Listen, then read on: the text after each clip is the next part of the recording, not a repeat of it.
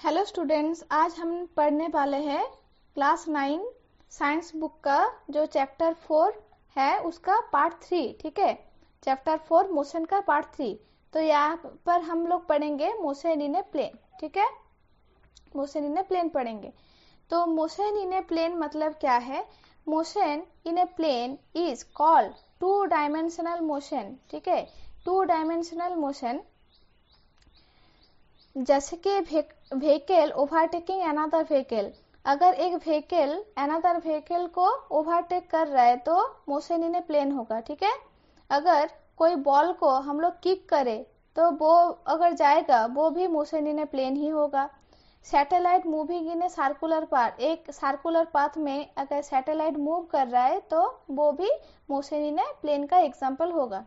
जैसे कि यहाँ पर एक जो मोशन है, एक जो कार है वो मोशन में है, ये जो है ओवरटेक कर रहा है। ठीक है, इसको ओवरटेक कर रहा है तो वो मोशन इन प्लेन का एग्जांपल है। ठीक है, अभी सर्कुलर मोशन क्या है? Motion along a circular path is called circular motion. Motion अगर सर्कुलर पाथ में हो तो उसको हम लोग बोलते हैं सर्कुलर मोशन। जैसे child sitting on a moving मेरी गो राउंड। मेरी गो राउंड मतलब ऐसे जो होता है ना, मेले में रहता है, उसको हम लोग मेरी गो राउंड बोलते हैं। तो उसमें अगर एक चाइल्ड बैठे तो वो अगर घूम रहा है ऐसे, तो उसको हम लोग उसका मोशन को हम लोग बोलेंगे सर्कुलर मोशन। तो इसमें डिस्टेंस और डिस्प्लेसमेंट क्या होगा? इसमें जो डिस्टेंस है वो होगा कार्व पाथ। जैसे कि यहाँ पर जो है, जो यहाँ पर पिक्चर है, यहाँ पर पिक्चर में ए बी और सी, इसका जो कार्व्ड पाथ है उसको हम बोलेंगे डिस्टेंस। और डिस्प्लेसमेंट क्या होगा? ए से सी तक जो शॉर्टेड डिस्टेंस है उसको हम लोग बोलेंगे डिस्प्लेसमेंट। नॉर्मली तो स्ट्रेट लाइन में क्या होता था, पार्ट 1 में मैंने पढ़ाया था कि स्ट्रेट लाइन में ए टू बी में डिस्टेंस आएगा, ए टू बी अगर जाएगा तो उसमें आएगा 10 मीटर। ठीक है, तो फिर यहाँ से यहाँ तक अगर जाएगा उसमें भी ऐड हो जाएगा 10 मीटर, तो हो जाएगा 20 मीटर डिस्टेंस। और डिस्प्लेसमेंट हो गया 10 माइनस 10 इक्वल्स टू 0 मीटर। यहाँ पर जो है स्ट्रेट लाइन में नहीं है, सर्कुलर पाथ में होगा, ए से बी फिर बी से सी। तो ये जो आर्क है वो आएगा डिस्टेंस। और ये जो शॉर्टेज डिस्टेंस है ए टू सी, इसको हम लोग बोलेंगे डिस्प्लेसमेंट। ये है ए बी सी और ये है ए सी। ठीक है, सॉरी। अभी वन कंप्लीट रेवोल्यूशन मतलब क्या है? Distance travel in one revolution equals to circumference of the circle. अगर हम लोग इसका जो डिस्टेंस है वो निकालना चाहें तो हम लोग को निकालना पड़ेगा 2 पाई आर। 2 पाई आर किसका? जो सर्कमफरेंस होता है सर्किल का। तो अगर 2 पाई आर हम लोग निकाल पाए तो उसमें डिस्टेंस हम लोग निकाल पाएंगे। ठीक है, जहां पर आर है रेडियस और पाई तो आप लोग को पता है 3.14 एंड 2। ठीक है, ऐसे करके डिस्टेंस कितना ट्रैवल हुआ है सर्कुलर पाथ में, ऐसे करके हम लोग निकाल पाएंगे। लेकिन displacement after one complete revolution is 0। अगर यहाँ से डिस्टेंस शुरू हुआ है और यहाँ पर डिस्टेंस खत्म हुआ है तो कंप्लीट रेवोल्यूशन अगर हो जाएगा तभी डिस्प्लेसमेंट जो होगा वो 0 आएगा, लेकिन डिस्टेंस जो होगा वो आएगा, डिस्टेंस जो आएगा वो आएगा 2 पाई आर। ठीक है, average speed and average velocity if time taken for one revolution, अगर time taken in one revolution अगर t आएगा, एवरेज स्पीड कितना आएगा? स्पीड मतलब जो डिस्टेंस बाय टाइम, तो 2 पाई आर बाई टी होगा। ठीक है, और एवरेज वेलोसिटी कितना आएगा? एवरेज जो वेलोसिटी है वो आएगा 0, क्योंकि डिस्प्लेसमेंट तो 0 हो रहा है, डिस्प्लेसमेंट तो 0 आ रहा है। ठीक है, इसलिए यहाँ पर 0 बाई समथिंग इक्वल्स टू 0 ही आएगा, इसलिए डिस्प्लेसमेंट 0 आ रहा है, इसलिए एवरेज जो वेलोसिटी आ रहा है वो 0 आएगा। एंड लेकिन स्पीड जो है वो होगा distance by time, distance 2 pi r और टाइम टी, इसलिए इसका आ रहा है 2 पाई आर बाई टी। लेकिन जो वेलोसिटी है, वेलोसिटी डिस्प्लेसमेंट के ऊपर निर्भर करता है, इसलिए वो आ रहा है 0, ठीक है, क्योंकि डिस्प्लेसमेंट 0 आ रहा है, ठीक है। अगर आपको समझ में नहीं आ रहा है तो पार्ट जो 1 है और पार्ट 2 है वो आप लोग देख लेना, ठीक है। देखो अभी थोड़ा न्यूमेरिकल कर लेते हैं। A runner completes 1 revolution of the circular track of radius 7, मतलब आर है 7 मीटर, ठीक है। इसको डिस्टेंस हम लोग को निकालना है और डिस्प्लेसमेंट भी हम लोग को निकालना है। डिस्टेंस कितना होगा 2 pi r equal to 2 into 3.14 into 7, ठीक है। इसका अगर वैल्यू हम लोग निकाल पाए तो हम लोग को डिस्टेंस मिल जाएगा, लेकिन 1 रेवोल्यूशन अगर हो जाए, मतलब जहां से शुरू किया था वहां ही खत्म हो गया है, तो डिस्प्लेसमेंट कितना होगा, डिस्प्लेसमेंट होगा 0, क्योंकि वो हम लोग को पता है कि 1 रेवोल्यूशन अगर होता है पूरा का पूरा तभी डिस्प्लेसमेंट 0 आता है, लेकिन डिस्टेंस आएगा ये, ठीक है। ये जो प्रैक्टिस क्वेश्चन है दोनों का दोनों, वो आप लोग करना, फिर कमेंट में बताना, ठीक है। Uniform circular motion in a circular path with constant speed. अगर कोई चीज एक सर्कुलर पाथ में कांस्टेंट स्पीड में अगर जाता है, कांस्टेंट स्पीड में जाता है, तभी उसको हम लोग बोलेंगे uniform circular motion. Speed remains constant, speed constant रहेगा, ठीक है। Sorry, distance of velocity changes continuously, direction of the velocity changes continuously. तो डायरेक्ट वेलोसिटी का जो डायरेक्शन है वो कॉन्टिन्यूअसली चेंजेस होगा, कॉन्टिन्यू चेंज होगा। जैसे कि यहाँ पर देखो, यहाँ पर अगर यहाँ से यहाँ तक जा रहा है तो ये जो डायरेक्शन है यहाँ होना चाहिए था, लेकिन अगर वो घूम रहा है तो डायरेक्शन चेंज हो रहा है, फिर डायरेक्शन चेंज हो रहा है, फिर डायरेक्शन चेंज हो रहा है। तो velocity changes even when the speed remains constant, लेकिन डायरेक्शन चेंज होगा, ठीक है। यूनिफॉर्म जो सर्कुलर मोशन में वेलोसिटी जो है वो कांस्टेंट स्पीड में आ रहा है, लेकिन स्पीड जो है कांस्टेंट है, लेकिन जो वेलोसिटी चेंज हो रहा है। स्पीड कांस्टेंट है लेकिन वेलोसिटी चेंज हो रहा है, क्योंकि वेलोसिटी का मैग्नीट्यूड तो नहीं हो रहा है, लेकिन डायरेक्शन चेंज हो रहा है, इसलिए वेलोसिटी चेंज हो रहा है, ठीक है।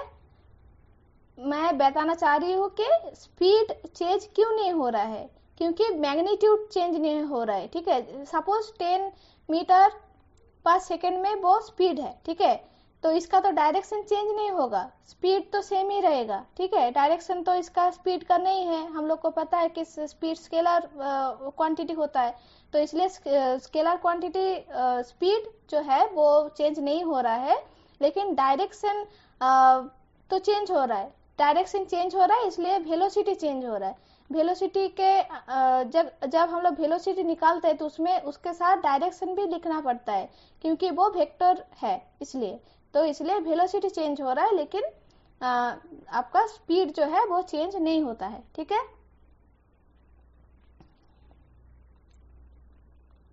देखो अभी वेलोसिटी हम लोग निकालेंगे कैसे। Velocity at any point, velocity at any point on a circle acts along the tangent at that point। tangent मतलब ये जो सर्कल है इसमें अगर कोनो पॉइंट लेके हम लोग अगर लाइन एक खींच दे तो उसको टेंजेंट लाइन बोलते हैं, ठीक है। तो ऐसे करके velocity is the always along with the tangent of the circle. ये जो एक्टिविटी है आप लोग के बुक में है, ठीक है। ये जो एक सेलोटेप का एक बोरिंग है, वहां पर एक मार्बल रख देंगे हम, ठीक है, ऐसे करके मार्बल रख देंगे, फिर वो सेलोटेप को पकड़ के उसको हम लोग ऐसे सेक करेंगे। सेक करने के बाद वो घूमेगा, ठीक है, ऐसे ऐसे ऐसे ऐसे ऐसे ऐसे को घूमेगा।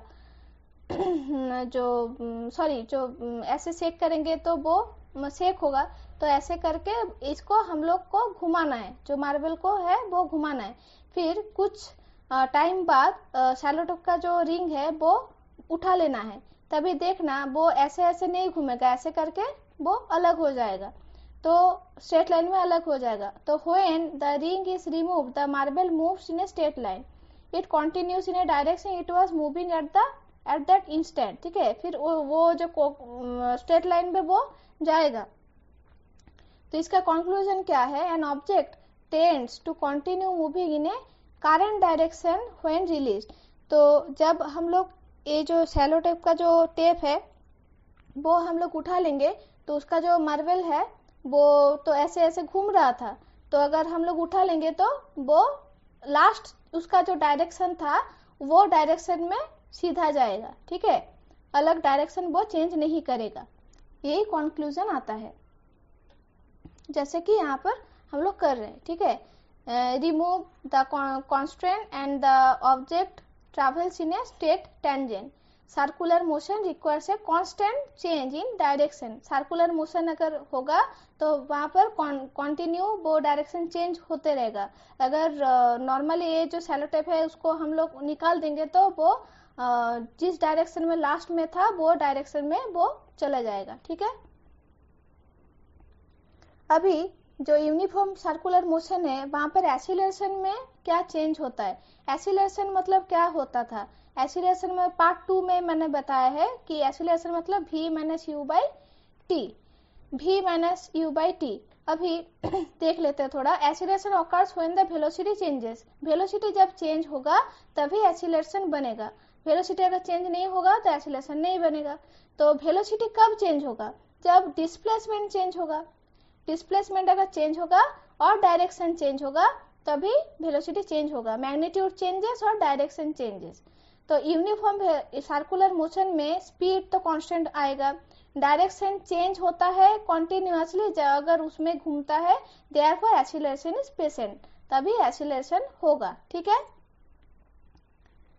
अभी real life application. Uniform circular motion is an idealised model but helps explain motion of the planets around the सन।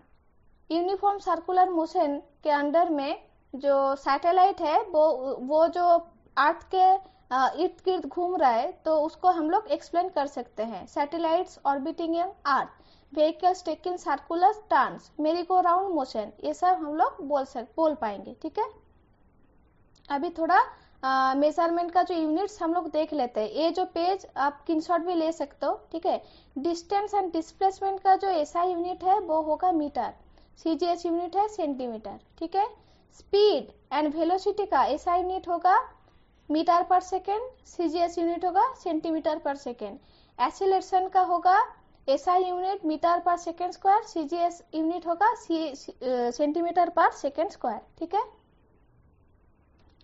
अभी यहाँ पर देखो, ये जो है ये थोड़ा सा इंफॉर्मेशन आप लोग के बुक में दिया हुआ है, मोशन इन 3 डायमेंशनल एग्जाम्पल। ठीक है, जैसे कि यह जो बर्ड्स है, बर्ड जो है इसका कोई अलग स्ट्रेट लाइन में भी नहीं जा रहा है, प्लेन में भी नहीं जा रहा है, ये 3D